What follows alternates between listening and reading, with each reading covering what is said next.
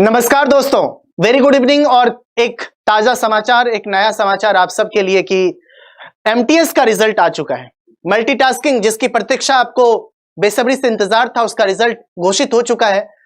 कर्मचारी चयन आयोग द्वारा, स्टाफ सिलेक्शन कमीशन द्वारा आपके समक्ष रिजल्ट है और रिजल्ट में सारी बातों की चर्चा की गई है।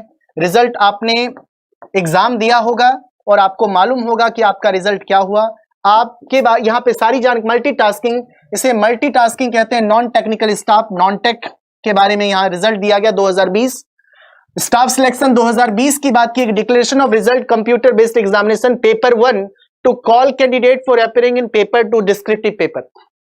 पेपर 1 का रिजल्ट आ चुका है। स्टाफ सिलेक्शन कमीशन का जो आयोग कंडक्ट मल्टीटास्किंग, यहाँ पे लिखा है पेपर 1 एंड फिर लिखा है आपके पास, आगे लिखा हुआ है कि 5 अक्टूबर जो एग्जाम 5 अक्टूबर 2021 से 2 नवंबर 2021 अलग अलग सेंटर्स में हुए थे ऑल ओवर द कंट्री।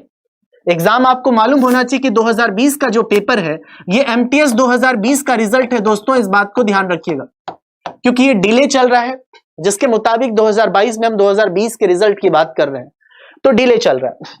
तो 5 अक्टूबर 2021 से 2 नवंबर 2021 को जो परीक्षा हुई थी उसी का रिजल्ट आपके सामने है। और साथ ही साथ हम आगे प्रोसीड करते हैं और देखते हैं। और यहाँ पे जो कट ऑफ वगैरह सारी चर्चा की गई थी, कितने लोगों ने, कितने कैंडिडेट ने, कितने विद्यार्थी ने परीक्षा दी है, उन सब की बात की गई है।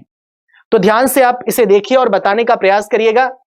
सारी चीजें ये सब एक तरह से जानकारी के तौर पे लिखी है। As the computer based examination we conducted etcetera etcetera, यहाँ पे लिखा हुआ डेट 7 फरवरी एज पर प्रोविजन अंडर, ये सारी कंडीशन मतलब दिए गए। और यहाँ पे खास इंपॉर्टेंट बात आपको जो समझनी है, paper 1 as the various respond under age groups, 2 age group में होता है। फर्स्ट है 18 से 25 और 18 से 27 के बीच, ठीक है। और आगे हम प्रोसीड करते हैं, अगले पॉइंट पे जब हम प्रोसीड करते हैं तो चलते हैं अगले पॉइंट को देखते हैं। और यहाँ पे जो जानकारी आपको दी गई है, यहाँ पे है कि candidate selected through this examination will be post in different ministers department. और हम आ जाते हैं इंपॉर्टेंट इंफॉर्मेशन पे, जो बात करनी है आपसे इंपॉर्टेंट इंफॉर्मेशन पे आ जाते हैं। नेक्स्ट इंपॉर्टेंट इंफॉर्मेशन आपके लिए, इस पे आ जाते हैं। यहां जो बात की गई है आप गौर से देखें, ये जो इंफॉर्मेशन है वो इंपॉर्टेंट है आपके वैकेंसीज ऑफ, ये है इंफॉर्मेशन। यहां पे कैटेगरी ब्रेकअप और candidates provisionally shortlisted on the basis of their performance in the paper 1 for appearing in paper 2 as follows। ये सारे कैटेगरी और कैंडिडेट की अवेलेबिलिटी बताई गई है। टोटल 44,680 कैंडिडेट की अवेलेबिलिटी बताई गई है। 44,600 अवेलेबिलिटी बताई गई है। ये 44,680 का रिजल्ट नहीं है, अवेलेबिलिटी बताई गई है।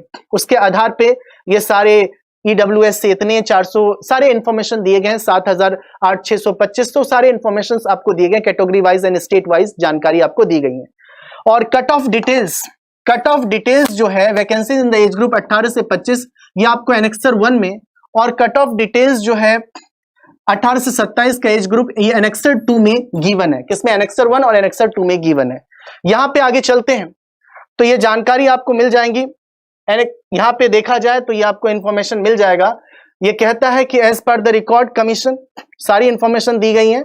और ये रोल नंबर है, कहता है कि record available in the commission. और मेन जो हम टर्म पे आते हैं, मेन जो बातचीत होगी उस पे चलते हैं।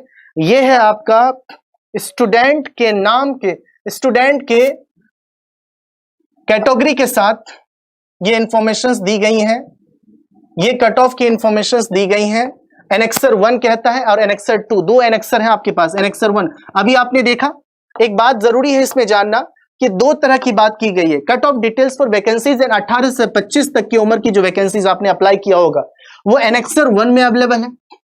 और कट ऑफ डिटेल्स की जो बात है वैकेंसीज इन एज ग्रुप 18 से 27 में, वो एनेक्सर 2 है। तो एनेक्सर 1 कहता है, एनेक्सर 1 क्या कहता है सुने, ये आपका एनेक्सर 1 है, ठीक है। यहां पे लिखा हुआ है annexure 1, cut off details for vacancies in the group of 18 से 25। ये सारी जानकारियां दी गई हैं कि सीआर रीजन, सेंट्रल रीजन, केंद्रीय रीजन से है। ये स्टेट यूटी है और उसके बाद स्टेट यूटी कोड है। और फिर आपका कैटेगरी है ओबीसी से, ईडब्ल्यूएस से, रिजर्व से, 93.5, 91 सारे कैंडिडेट्स के डेट ऑफ बर्थ के साथ यहाँ पे मार्क्स दिए गए हैं।